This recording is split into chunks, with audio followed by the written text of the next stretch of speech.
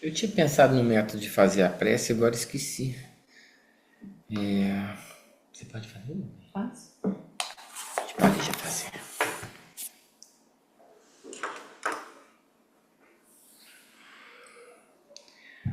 Vamos unir os nossos pensamentos nesta noite, a fim de conectarmos com Jesus, com os ensinamentos do Teu Evangelho, para que possamos, tijolinho por tijolinho, construir mais um pouquinho da nossa reforma íntima. Abençoai os ensinos dessa noite, Senhor, que eles possam ter muito significado em nosso coração.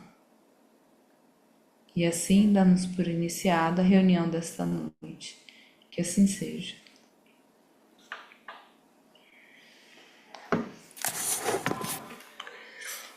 Muito bem. Deixa eu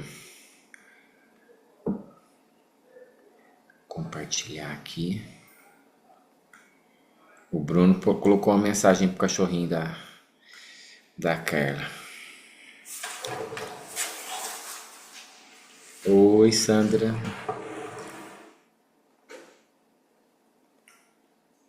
Boa noite.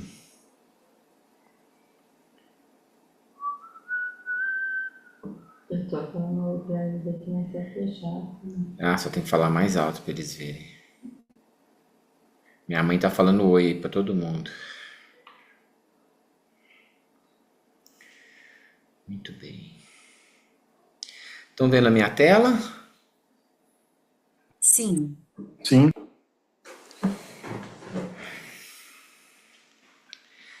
Bom,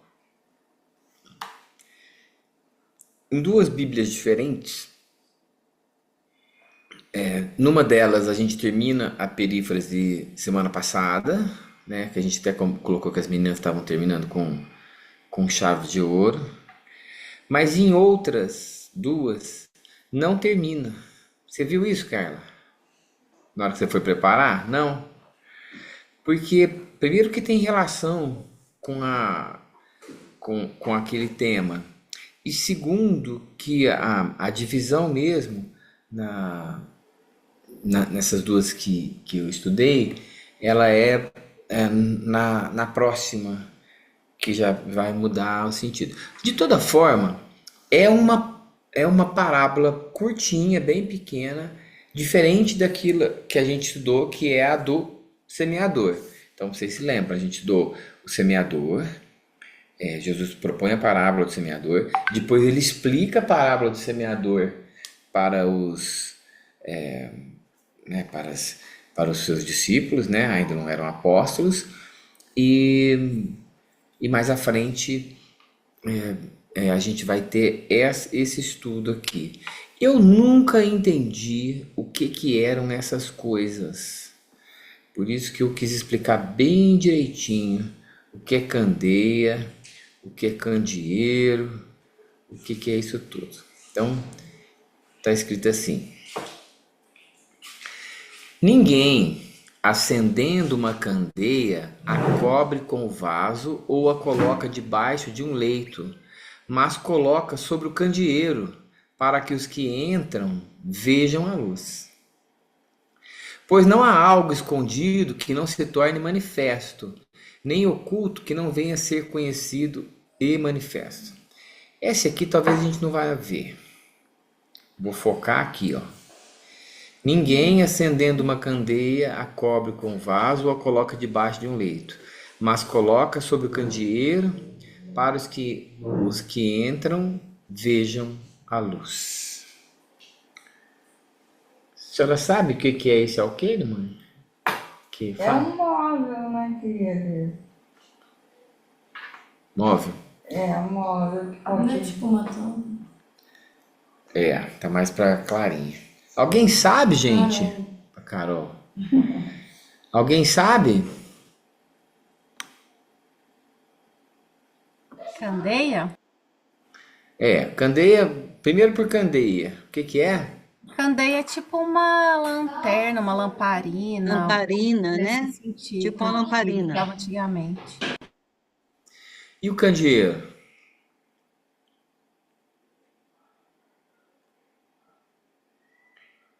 tipo um balaio de café. Não, esse é o alqueire. Ok, então, mas O candeeiro é o lugar onde se coloca a candeia. O suporte da candeia. candeia. Não dá certo, não, Marta. Não. Mas eu...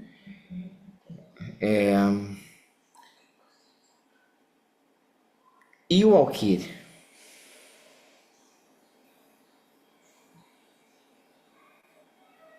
Tá sem áudio, Claudinha. Alqueire, você está perguntando? Porque muitas traduções, essa tradução que eu coloquei é do Haroldo, ela não fala, mas a maioria das traduções dizem colocar a candeia embaixo do alqueire. Dá o quê? Bom, mesmo que não saiba, não tem problema, porque seus problemas se acabaram. Porque hoje nós vamos entender o que é cada uma dessas coisas. É um tipo de balaio, o Everton? É um tipo. É um tipo. Mas antes, vocês lembram no estudo passado que a Carla falou a respeito de Jesus falar por parábolas, né? Por que Jesus falava por parábolas? Lembra aí, Carla? Por que ele falava por parábolas? Porque as pessoas ainda não tinham possibilidade de compreender a verdadeira vida. Eles entendem melhor através de histórias, de parábolas, né? Sim. E era um método de ensino nos templos, né? Dos Os sacerdotes, mestres, né? dos mestres para os discípulos, para que eles refletissem, né, sobre aquilo. É isso mesmo. Eu estou falando isso porque depois a gente vem aqui, ó, e aí para a gente entender, né? E Jesus se referindo à multidão. E neles se cumprirá a profecia de Isaías, que diz: ouvireis com os vossos ouvidos e não escutareis. Olharei com os vossos olhos e não vereis. Porque o coração deste povo se tornou pesado e seus ouvidos se tornaram surdos e fecharam os olhos para que seus olhos não vejam e seus ouvidos não ouçam, para que seu coração não compreenda e para que, tendo se convertido, eu não os cure. Esse texto é de Isaías e Jesus cita o texto da lei, né? Não pode falar em Velho Testamento porque não tinha o Novo Testamento ainda, mas Jesus fala disso se referindo a essas pessoas que não vão entender o que está sendo dito, entendeu? O problema é que se a gente fosse no sentido mais literal, o texto, essa parábola seguinte, ela traz ele fala assim: não colocais a candeia sobre o alqueire, sobre a cama, né, sobre o vaso, mas colocai no velador ou no candeeiro, onde ela se alimenta. E como ele mesmo está dizendo que as coisas que ele está falando não é para todos, então é para falar ou não é para falar? Entendeu? Entendi. É pra falar, mas nem todos vão entender. Nem todos vão entender. Então, coloquei aqui para a gente ir entendendo bem devagarzinho. Essa parábola, essa aqui está na Bíblia do Peregrino. Essa parábola minúscula fica englobada na explicação para os discípulos. Daí brota seu sentido contextual. Com a explicação de Jesus, os discípulos foram iluminados. Não devem guardar para si o ensinamento, como um saber esotérico para iniciados, mas devem difundi-lo. Deixa eu explicar um pouquinho.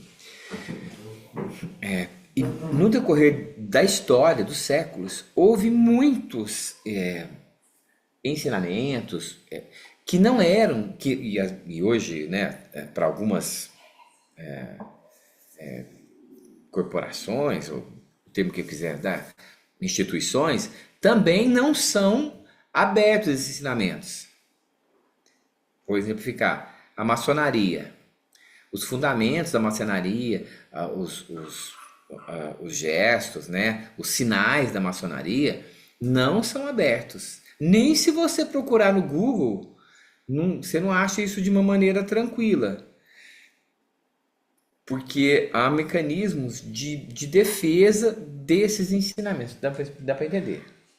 Foi assim nos egípcios e tal. Então, o que Jesus está falando? O cristianismo não vai ser assim. O cristianismo não vai ser uma seita, uma filosofia, uma proposta que haverá reservas para os iniciados. As suas proposições, elas serão claras para todo mundo. Nós teremos assim a possibilidade de entendimento das suas matrizes, das suas referências, de maneira aberta. Nós já falamos disso aqui muitas vezes. O cristianismo é a primeira proposta filosófica religiosa que engloba todos aqueles que queiram ser cristãos. As separações e as divisões, né, que a gente vai ter não são decorrentes do ensino do Cristo, elas são decorrentes da vontade dos homens. Então, quando a gente se depara com isso, não é por conta da proposição de Jesus, é por conta do que os homens querem fazer. Até aqui tudo bem. Tudo bem. Tá. Bom, aí eu pus uma candeia. Claro que eu não consegui uma candeia do tempo de Jesus, porque aquelas candeias eram feitas de barro, de argila. Então eu não consegui encontrar. Dei uma modernizada aí, a gente coloca nas casas, hoje fica lindo, né? Nos restaurantes, né? Ontem no restaurante que eu fui depois do teatro que eu falei, a gente chegou lá, iluminação, nossa, fica super, super bonito, né? Para aquele povo era a maneira de iluminar mesmo, né? Muitas casas, não sei se eu coloco isso aí, muitas casas tinha apenas uma candeia, porque eram casas minúsculas. Minúsculas. Então, quer dizer, quem entrasse na casa veria a candeia.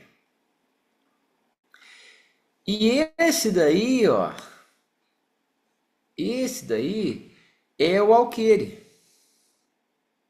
Também não era feito. Esse é vime? Bambu, Bambu? né? Bambu. Tá. Para eles não era. Também era feito de barro, a maioria deles. A maioria deles era feito de barro ou de ferro. O alqueire era uma medida usada muito para fazer pão.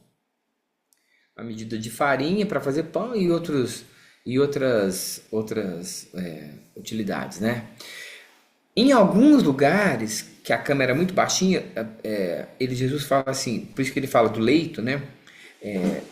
Ele fala assim, ninguém pega uma candeia, ninguém pega uma luz, uma lâmpada e coloca um alqueire em cima, que é a medida do pão. Ou coloca a candeia sob a cama. Por quê? Sob a cama, ela não vai aparecer.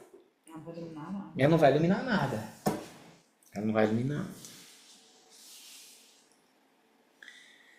Aí eu pus até...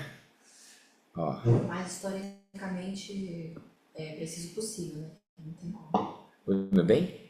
Acha a imagem assim que mais se aproxima, mas é difícil. Ó, mas essa daí tá mais próxima, ó, Mais tá vendo? Ó. próxima. Depois eu pesquisei mais e consegui achar essa daí. Que- No tijolo, tem um episódio lá que tem uns, assim, bastante. Tem que falar bem alto. No tijolo, lá, os escolhidos tem um episódio que tem muitos em cima da mesa, assim, para iluminar bem nesse formato aqui. Tá, muito bem.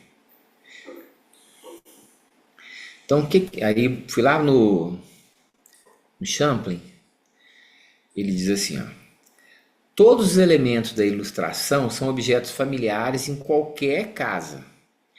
Em uma cabana, de um único aposento, né? Uma só fonte luminosa seria suficiente para iluminá-la toda, mas não se coloca sob uma vasilha qualquer, como medidor de alqueire, que servia para medir cereais. Então, ele está dizendo assim, né? Esses elementos que Jesus traz, eles eram acessíveis para qualquer um. Qualquer pessoa conheceria um alqueire, conheceria uma candeia, conheceria um velador ou um candeeiro, né? A irmã Ila, ela fala muito disso. Ela fala assim, para quem viveu com Jesus, Jesus usou daqueles instrumentos, né? Para quem não é contemporâneo de Jesus, como é o nosso caso, nós precisamos estudar. Sem o que a gente não vai conseguir alcançar aquilo que ele quer trazer. Tá.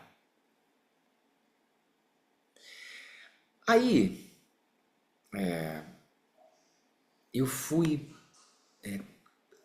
estudar um pouquinho, trazer um pouquinho daquilo que a gente tem no Evangelho segundo o Espiritismo. Tem um capítulo do Evangelho segundo o Espiritismo, 24, que trata especificamente desse ensinamento.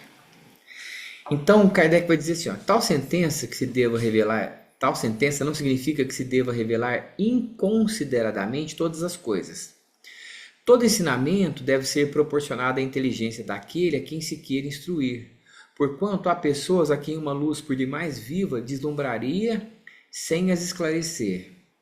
Dá-se com os homens em geral o que dá em particular com os indivíduos.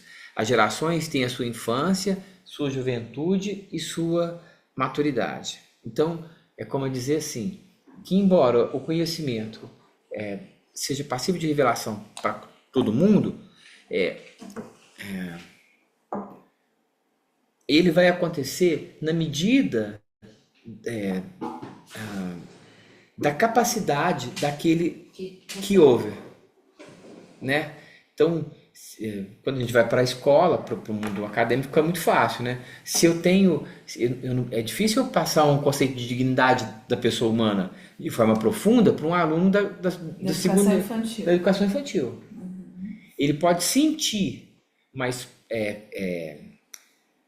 conceber, definir é muito difícil, né? Então, é isso que Kardec está dizendo. Então, ele fala, bom, tudo bem. Para dizer o quê? Para dizer que Jesus não falou tudo. Por que não? Porque não era hora. Porque não era hora. Que é o que o Espírito da Verdade diz, né, no Livro dos Espíritos, não é? Mas, ó. Que é o que o Espírito da Verdade traz no Livro dos Espíritos, né? Que há um véu propositalmente jogado sobre determinados temas, que agora deverá ser levantado porque se entende que finalmente a gente vai conseguir entender em maior amplitude, né?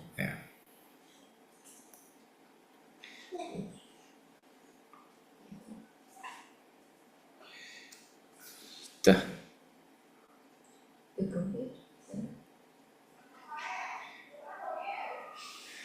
Se, pois, em sua previdente sabedoria, a providência só gradualmente revela as verdades, é claro que as desvendas, à proporção que a humanidade se vai mostrando amadurecida para as receber.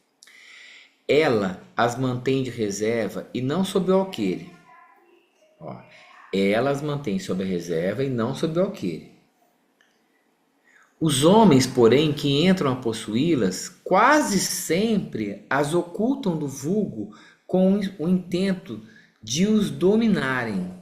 São esses os que verdadeiramente colocam a luz debaixo do alqueire. Parei de compartilhar, né? Parei não? Parou não, tá tudo certo. Então assim, Essa explicação está no Evangelho segundo o Espiritismo. Ele está dizendo assim, ó, a providência divina, que é soberanamente sábia, ela vai revelando aos homens o conhecimento conforme a gente consegue receber e entender isso.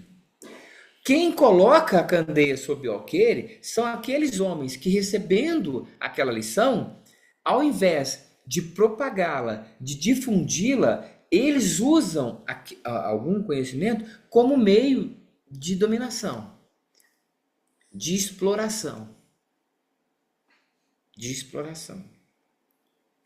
Eu vou dar um exemplo aqui, porque isso é muito público e assim, não é num tom de ofensa pessoal, é de didática. Tem um estudioso cristão protestante, Caio alguma coisa, do Cabelão. Eu estava vendo uma entrevista dele pro Pondé, e aí o Pondé pergunta uma coisa lá para ele fala assim, olha, um dia eu conversei com o Edir Macedo, e eu perguntei para o Edir Macedo, por que que você faz tudo tão errado? Por que que você faz tudo errado?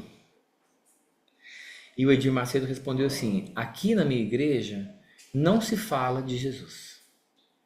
Não se fala de perdão. Então, isso é um movimento, gente, até para a gente ficar atento. Muitos dessas ditas cristianismo não tem nada de cristianismo. É Antigo Testamento puro. Antigo Testamento puro. Como meio de dominação. Agora, Kardec não escreveu isso para eles agora, né? Kardec escreveu isso há mais de 150 anos. Então, para a gente ver que há espíritos presos ainda ao Antigo Testamento. Ainda não alcançaram, nem chegou, né, na segunda revelação. Estão presos, né, e o apóstolo Paulo vai dizer assim, mas onde houver o Espírito do Cristo, aí há liberdade. Então, desse jeito não tem, né? Desse jeito não tem. Bom,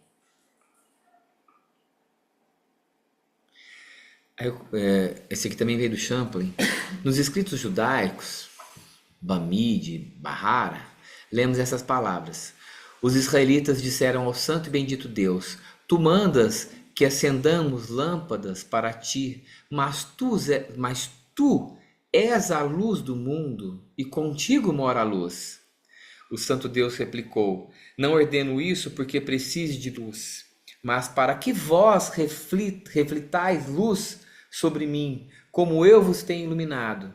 Assim o povo poderá dizer, eis como os israelitas o ilustram, isto é, aquele que os ilumina à vista de toda a terra. Então, no ensinamento que precede Jesus, aquele povo já intui que refletir a luz é honrar a Deus, ou louvar a Deus. Entende isso?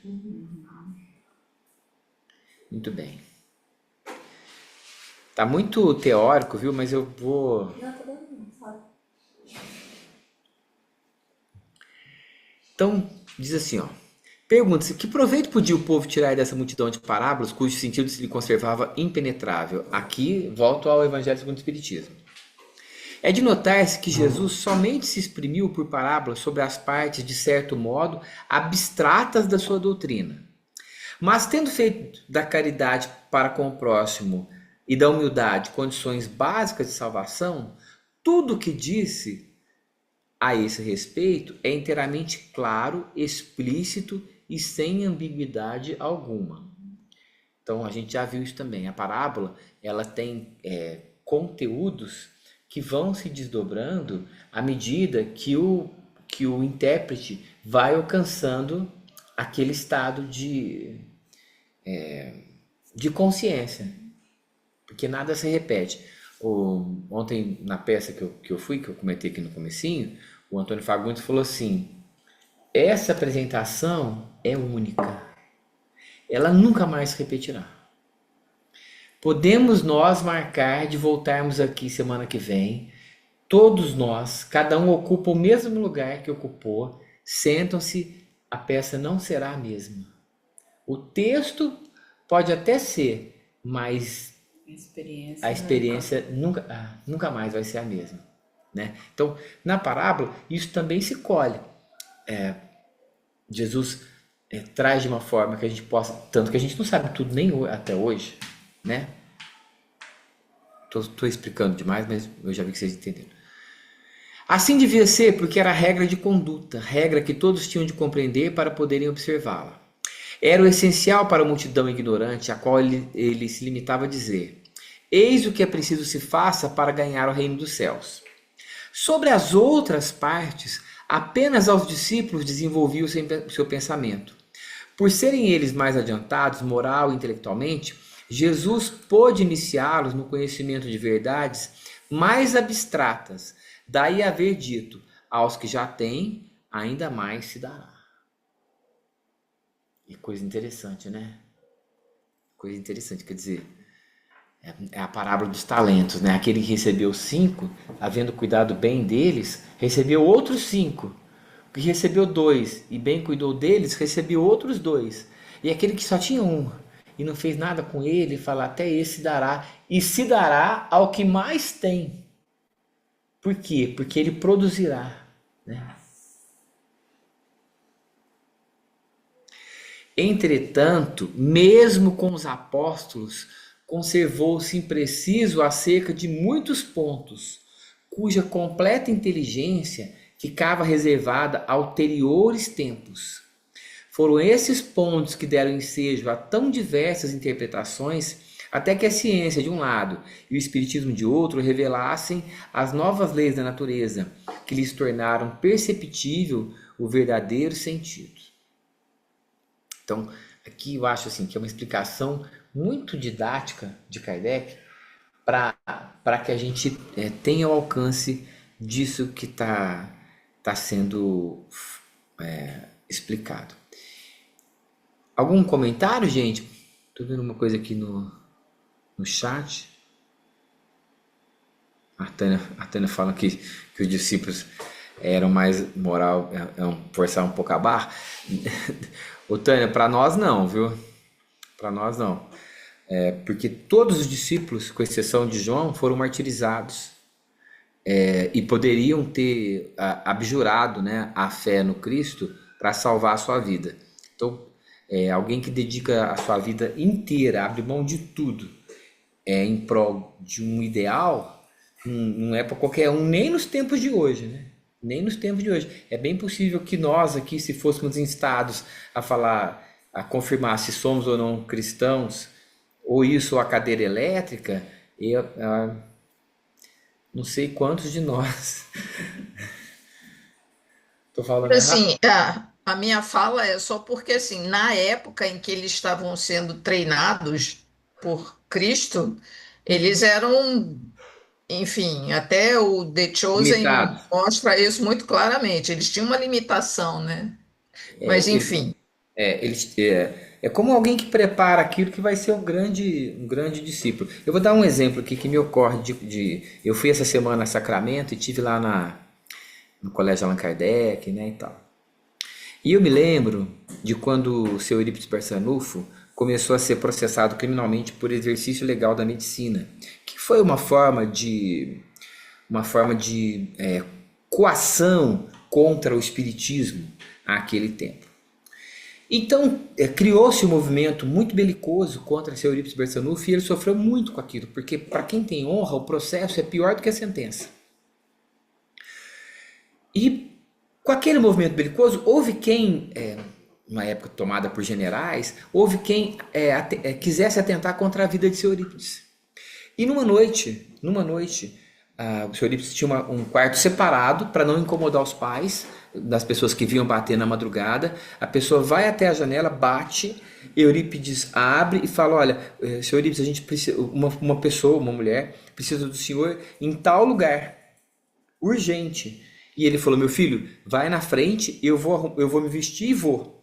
Quando ele está se vestindo e vai pegar a sua valise, Dr. Bezerra se faz visível para Eurípides Barçanufo e diz assim para ele: há na praça 2 pessoas, 2 homens, que querem matá-lo.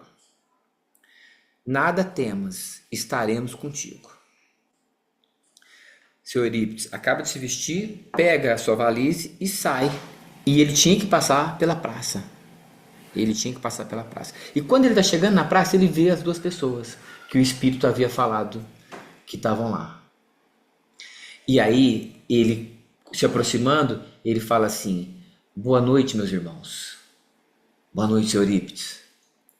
E ele passa, faz atendimento, volta. E um daqueles homens, mais tarde, que havia sido contratado para matar Eurípides Barçanufo, ele vai dizer assim: eu não poderia matar um homem que me chamou de irmão. Com aquele amor, né? Porque uma coisa é falar: ô irmão, não sei o quê. Outra coisa é ter o irmão no coração, né? Aí eu penso assim, eu sairia lá para ir atender a mulher depois dessa informação? Não, eu não sei.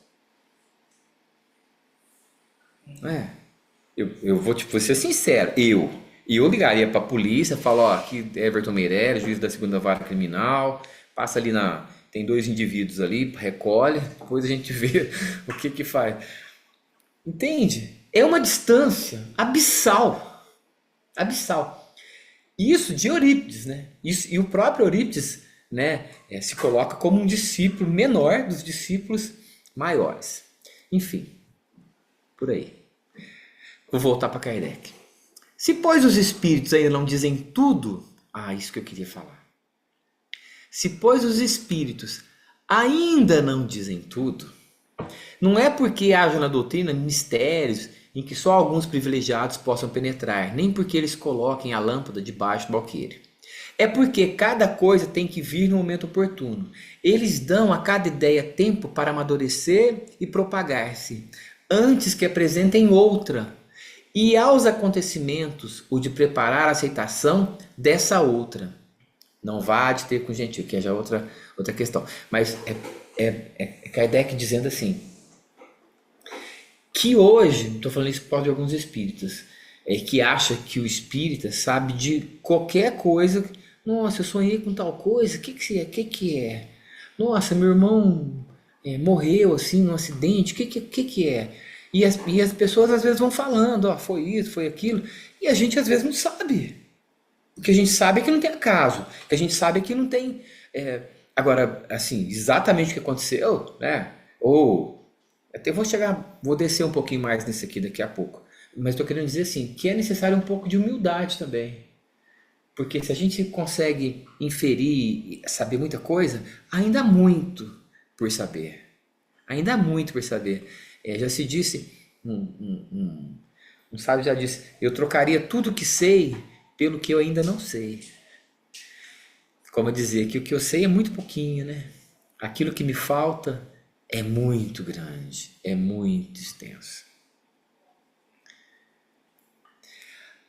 Aí só para falar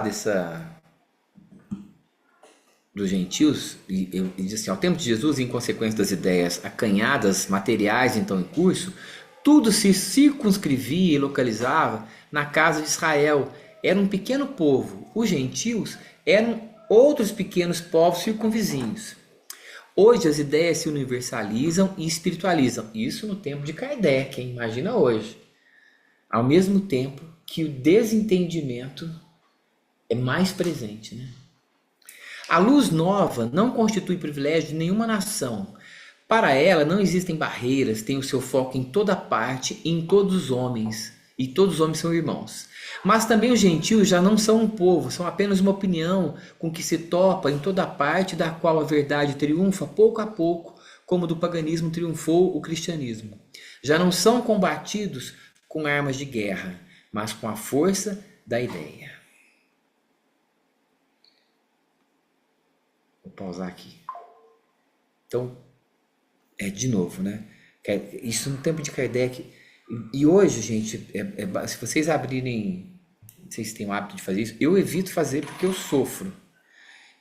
Abrir algum grupo de discussão, qualquer postagem de uma notícia um pouco polêmica, você vê as mais absurdas opiniões de gente que não entende nada daquilo. Não estou dizendo que concordar ou discordar está errado. Claro que o debate é plural, ele é enriquecedor. Mas às vezes não, quase sempre se fala tanta coisa sem um mínimo de base do que está sendo discutido, né? Então, assim, se é uma notícia da área jurídica, nós temos vários juristas. Se é uma notícia da ciência, nós temos vários cientistas. Se é uma notícia da psicologia, né, da medicina, então, enfim, isso ainda é muito presente, de forma que ainda, como é que é a fala do Totti? Não, o ditado antigo o boi se prende. É a burrice que faz o boi ficar preso na cama. Tipo isso, né? O boi se prende pela canga, né? Pode falar. Essa parte da burrice é uma liberdade poética do Totti. Não é do ditado. Tá bom. Aí, para falar do que eu tô falando, de que a gente às vezes se toma como o grande sábio, vocês sabem de quem que é essa imagem que eu coloquei, que apareceu? Como não tô vendo eles, eu não consigo... Tem De um Eurípides texto. Bertanovo, Não, não? Eurípides Barçanufo, não é? não é. É, Muito parecido. Augusto dos Anjos. Verdade. Ah, muito parecido com Eurípides Bertanovo. Augusto dos Anjos. O Augusto, só para quem não conhece, né? O Augusto foi um poeta. Eu vou usar ácido, mas eu estou sendo para usar de um eufemismo. Bota ácido nisso, né? Enquanto aqui esteve. E quando ele desencarna e que se vê afrontado, ele que era um espírito grandioso, né? Ele se vê afrontado com as verdades do espírito, ele volta pela, vou falar pena, né, mágica aqui de Chico Xavier. Ele fica bravo com o Chico e fala: sua cabeça não dá para as coisas que eu tenho que escrever. Mas dá sim. E no Parnaso de Além Túmulo, num poema chamado Vozes de uma Sombra, ele traz alguma coisa a respeito do conhecimento. É um pouco... A Clara achou que eu não devia fazer isso, que ela achou muito complexo. Mas nós vamos devagar.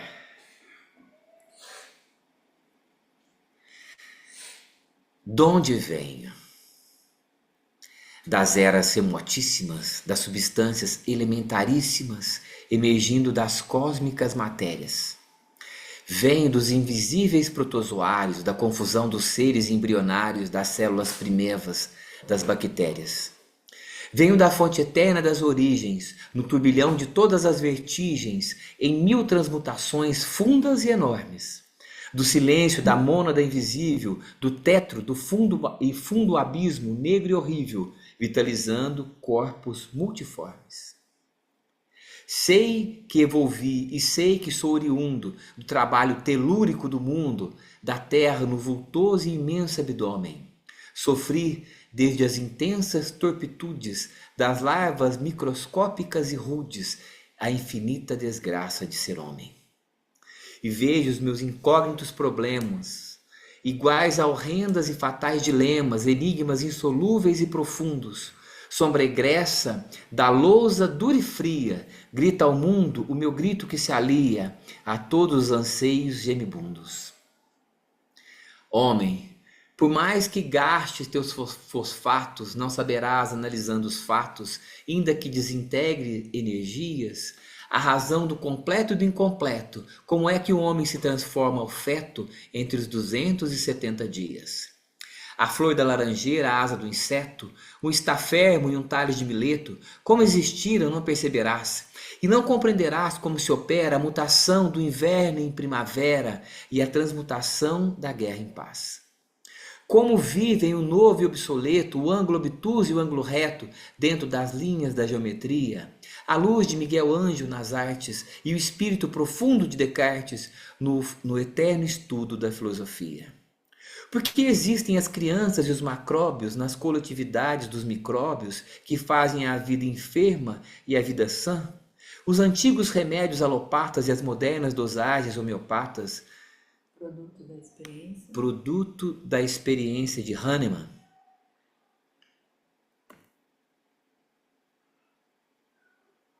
A psicoanálise freudiana, tentando aprofundar a alma humana com a mais requintadíssima vaidade, e as teorias do espiritualismo enchendo os homens todos de otimismo, mostrando as luzes da imortalidade.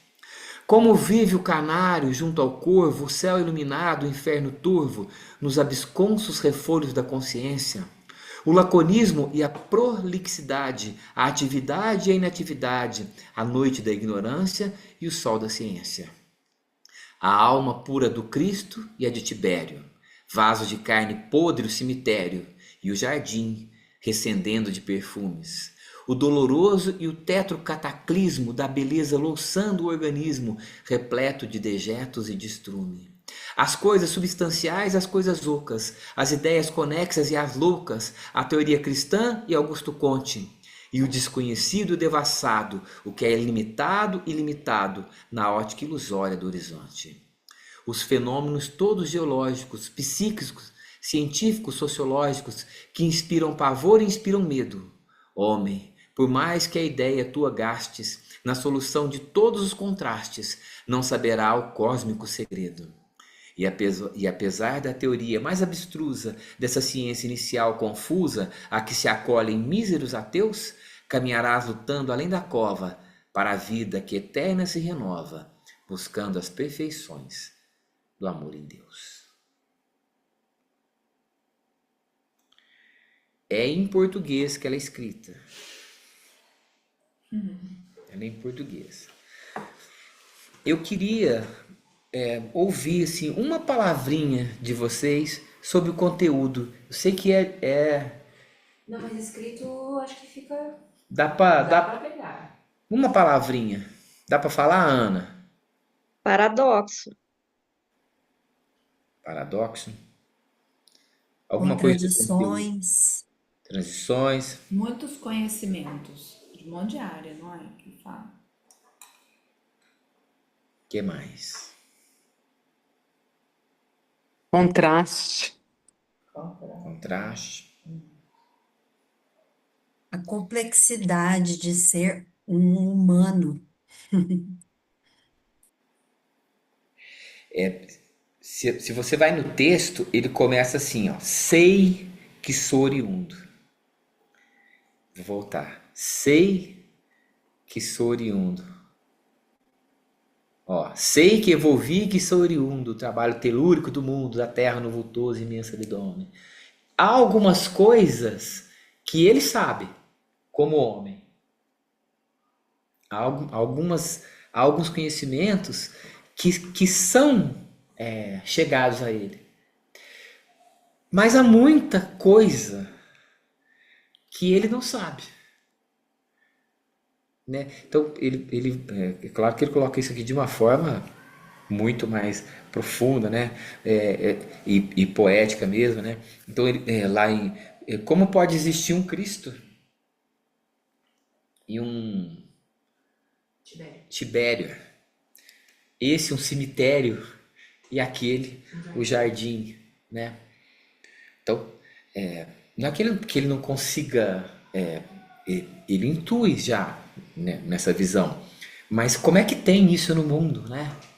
Então, para dizer o seguinte, que nos conhecimentos que nós não temos, vai nos caber perquirir, estudar, caminhar.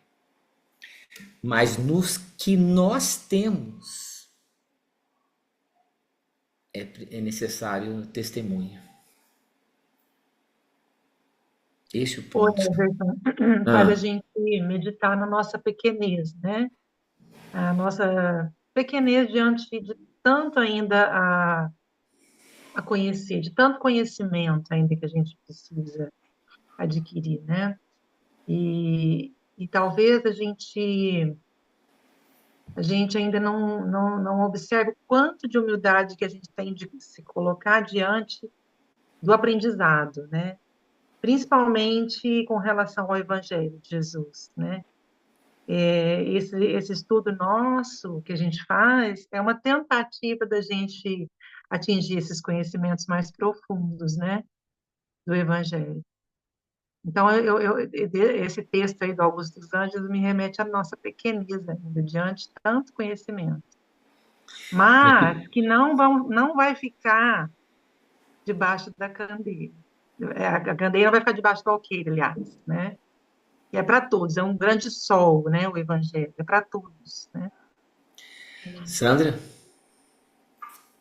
Me veio o obscurantismo, né? No sentido de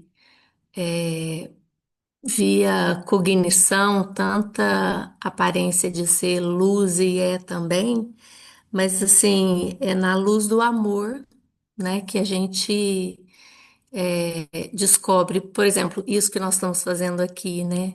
A luz do outro que pode iluminar-me e eu descobri a minha própria luz para que eu some a claridade, e propague essa claridade também a partir do que eu me conheço, com o que vocês proporcionam para a gente nessa claridade, daquilo que é obscuro para mim. Então traz isso, né? O quanto que a gente busca conhecer fora e a luz está dentro, junto. É isso que eu senti dele. Mi, só um pouquinho. Você queria falar, Clara? Não, é meio que a Sandra falou. A mesma coisa? Na verdade, o que eu entendo do texto é que ele discorre longamente sobre aquelas coisas que a gente sabe. E sobre a ciência, sobre, enfim, todos esses contrastes que ele traz, mas que no final nada disso vai fazer sentido se a gente não tiver o amor de Deus. Que ele fala que isso é como se fosse a agonia que ele tem. Ele fala que ele grita e ouve esse grito. De que o fosfato ele é uma substância que a gente usa quando a gente gasta energia. Ele faz Cerebral. Cerebral, ele faz o ATP, né? Aquela coisa lá, faz tempo que eu citei. Mas mesmo que você gaste energia, você analise os fatos, você tem os fatos. Mas é essa ciência que se apega, ele fala, os míseros ateus. Nós não vamos extrair sentido de tudo isso sozinhos, né? Foi isso que eu entendo ali da última estrofe lá. Tá vendo? Mi, Eu penso na palavra perseverar. Lá no final, depois se você puder ler o finalzinho, de novo, ele fala sobre a ciência inicial. Então, talvez a gente considerar, né, que a gente está num início. Quando a gente começa a estudar, a gente ainda está no início. E que há há uma verdade que, por mais que a gente não reconheça que ela existe, vai chegar um momento que a gente estará diante dela, né? Que a gente estará diante dessa eternidade. E ali a ciência confusa, caminharás lutando além da cova, para a vida que eterna se renova. Então, essa renovação, ela faz com que a gente tenha a oportunidade de ver as coisas com outros olhos, né? De reaprendendo, ou entrando em contato novamente, e a gente ir refazendo aquilo. Aí eu lembrei aqui que o Rubem Alves, ele tem uma coleção que chama Para Pequenos e Grandes. E é tão maravilhosa, tão maravilhosa. Tem um livro que chama Os Morangos. Eu acho que ele tem umas 6 páginas. E aí, assim, a primeira vez que eu li, fiquei com tanta raiva dele, fiquei com raiva do Rubem Alves, fiquei com raiva do livro, falei, puxa vida, do dinheiro que eu gastei, falei, que caramba, que porcaria, né? E aí passou um tempo, eu li aquilo de novo e aquilo foi transformador, né? E hoje, se eu ler de novo aquilo, eu tenho certeza que eu tenho outra visão. Então, há um renovar que fica além da nossa vontade de buscar conhecimento.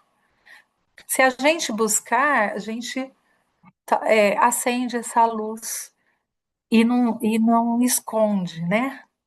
Não põe o alqueire.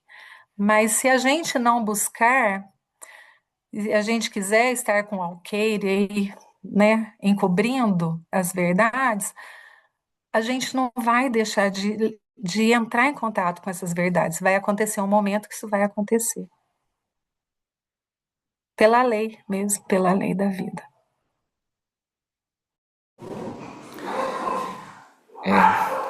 Eu vou te falar que esse estudo mexeu muito comigo, porque os dois, somente o que vai ser feito semana que vem, que, que vai dizer assim, mas nada há coberto que não será descoberto.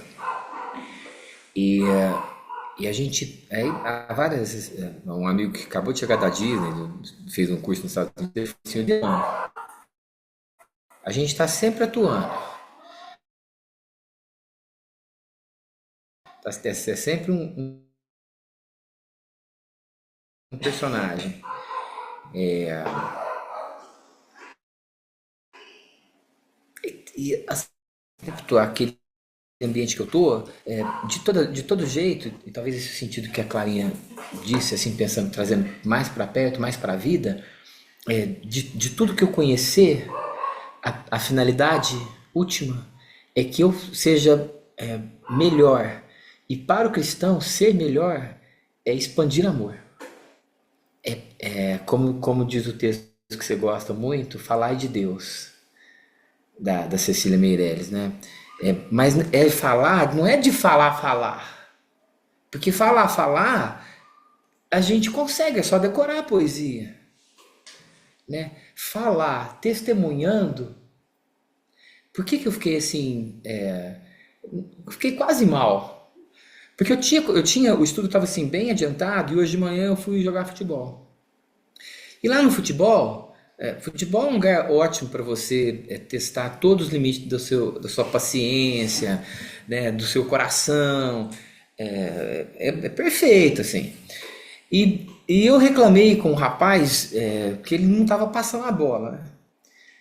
Meu Deus, mas quando acabou o jogo, mas esse rapaz falava tanto, falava assim, não, mas não sei o que, não sei o que, mas falou assim, o jogo demorou meia hora, ele falou 40 minutos. E assim, beleza. Eu falei, não, mas eu não tô falando assim, tô falando assado e tal. E quando eu vim embora e eu fui finalizar o estudo, eu pensei assim, para esse moço hoje, eu não coloquei a candeia no candeeiro, entendeu? Eu fui normal,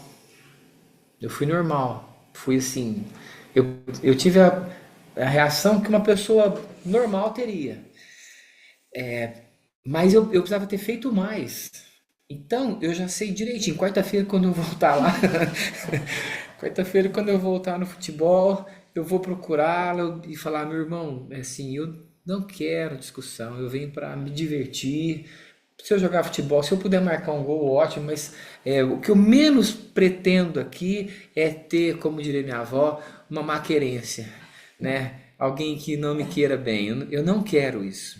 Eu não quero. Se a pessoa quiser querer, aí é problema dela, mas que não seja eu a semente daquela malquerência, que não seja a minha ação, a minha conduta, que seja eu ao contrário disso, né? Aquilo que a pessoa possa ver e falar,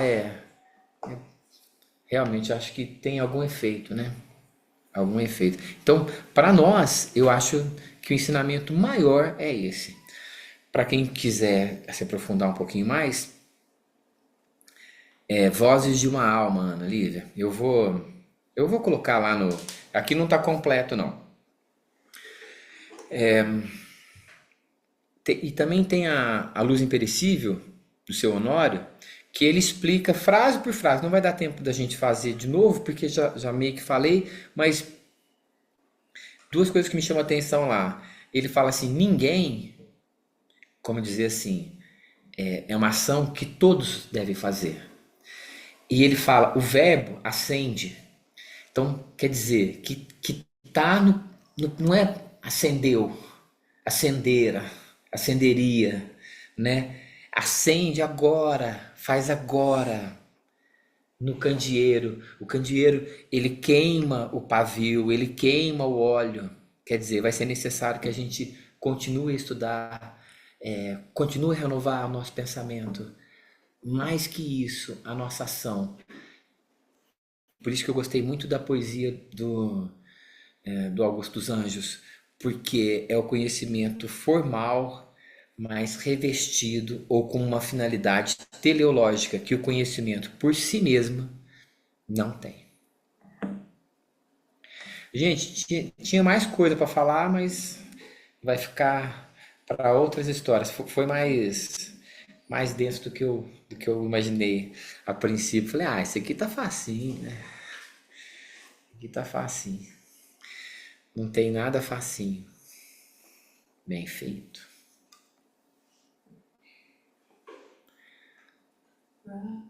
Missy, quer falar de novo ou só deixou a mão levantada Eu aí? só deixei a mão, mas a Ana perguntou aqui o nome do poema. Eu falei, eu esqueci agora, acho que é Vozes de uma, Vozes de uma Alma. Vozes de uma alma. Voz de uma alma. É o segundo poema De uma alma ou de uma sombra? de uma sombra, de uma sombra. A alma estava muito leve por Augusto dos Anjos, né? Tinha que ser alguma coisa mais soturno. É o segundo poema dele no Parnaso de Além Túmulo. Muito bem. Tem uma. Vou tentar lembrar. Tem o João Gualberto, sabe? Do Flor de Luz. Ok. Ele escreveu um texto para Comida que Abraça e tem uma partezinha que eu acho que é assim. A tua luz derruba as paredes que eu mesmo ergui. Algo nesse sentido assim, sabe? Ver a tua luz derruba as paredes que eu mesmo ergui. Então que a gente, que é nesse sentido, né? Do alqueire aí, de tampar a nossa própria luz. Eu vou pegar essa aí, Renata.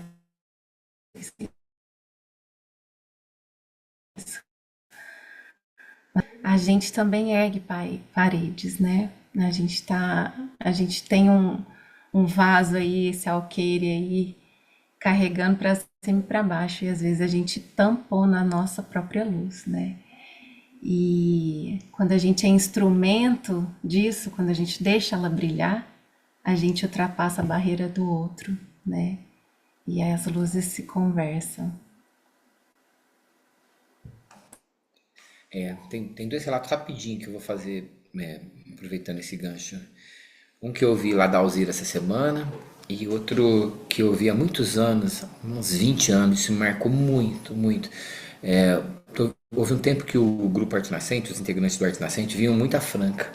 E o Maurício, que é o vocalista, né, foi o vocalista há muito tempo, é um cara diferente, tanto espiritualmente, moralmente, quanto a arte dele. Tem uma voz que assim, não é normal.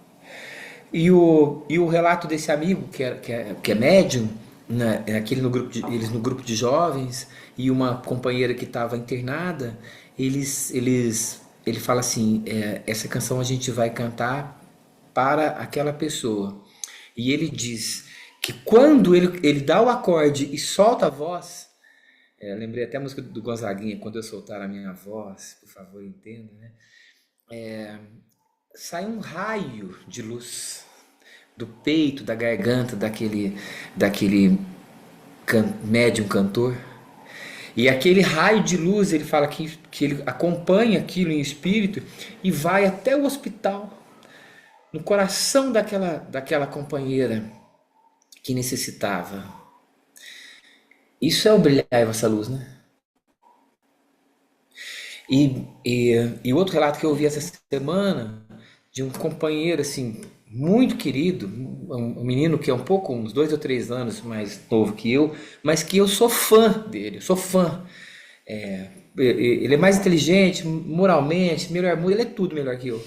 E ele se separou, ele teve um período muito difícil que a esposa se separou dele e foi embora com os filhos e tal.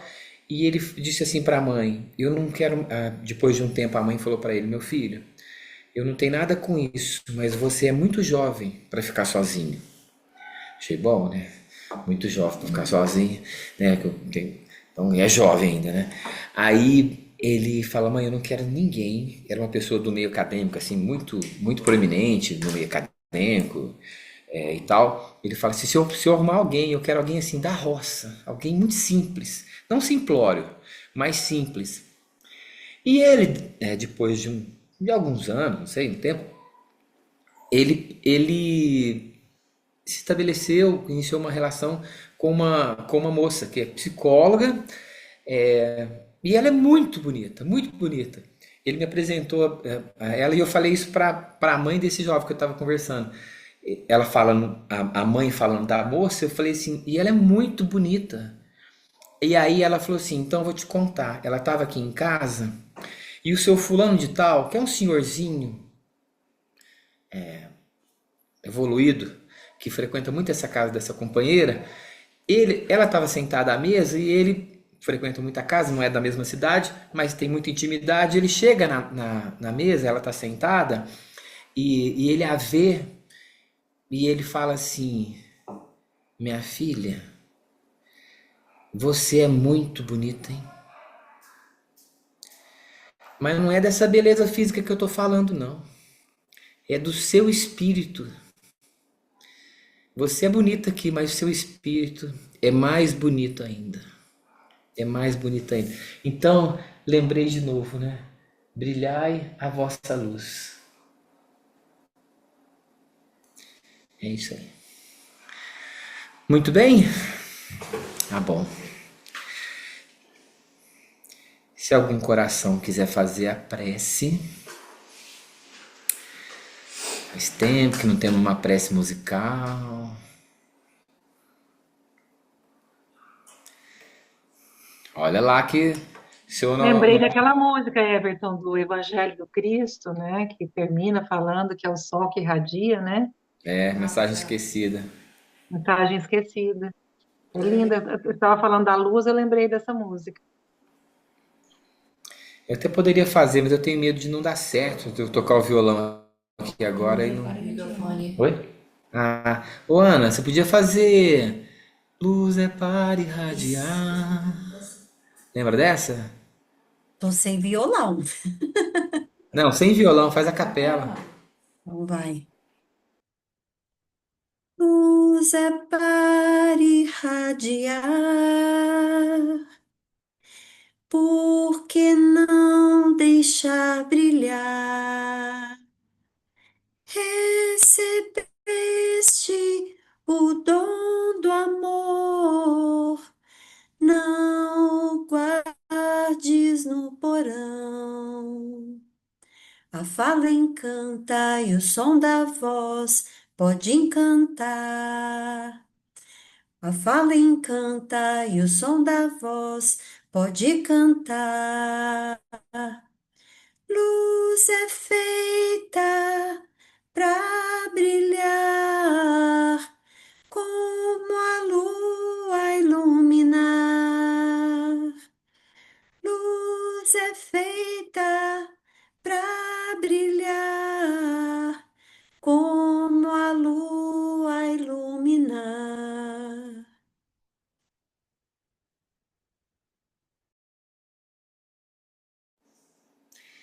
Obrigado, Ana. Gente, obrigado. Boa semana a todos. Até domingo. Obrigado, boa semana. Obrigada por hoje. Obrigada. Oi, Lu. Maravilhoso. Semana. Boa semana. Boa semana. Obrigada, Everton, pelo Noite. estudo. Até mais. Aluninha. Que querida! Ali. Eu tava brava. Cadê? Ela deve ter calmado. Calmei. Ai, que amor. Oh, gente. Beijo, gente. Tchau.